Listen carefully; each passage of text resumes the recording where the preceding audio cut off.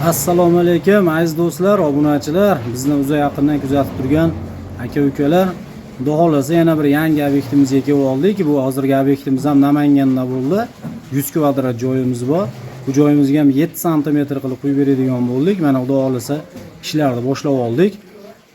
Bizni kuzatishda davom eting do'stlar. Xudo xolasa video davomida har doimgidek quyishlar jarayoni, batafsil ma'lumotlar berib o'tamiz.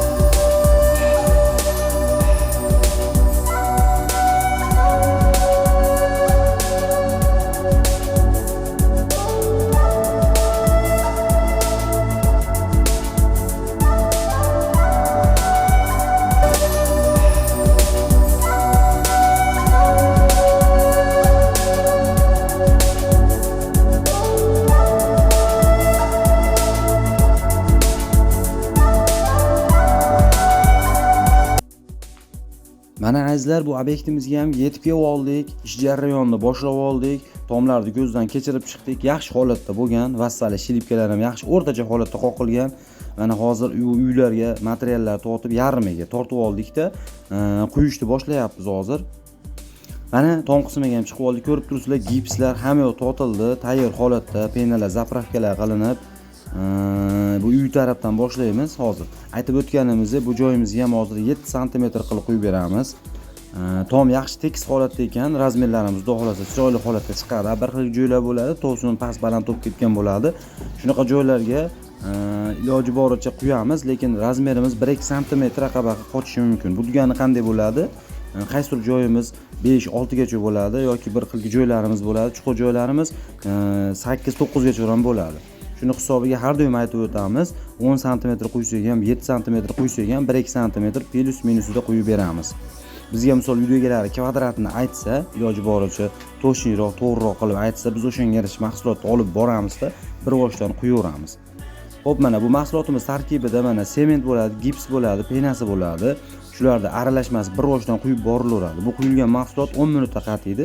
Bir oyda ichida yana ham qatib, qurib ketadi.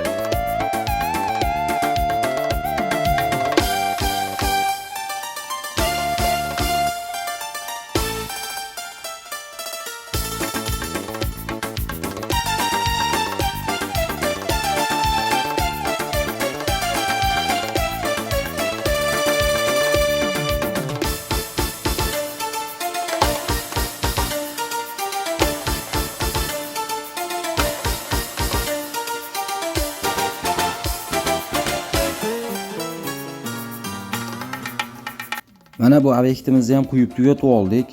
Yaxshi zo'r holatda chiqdi. O'zlaringiz ham videoda ko'rib, video davomida baho beraverasizlar. Qanaqa holatda chiqqani mana o'zi ko'rinib ham turibdi. Kerakli joylarga dimoxodlarni qo'ydik.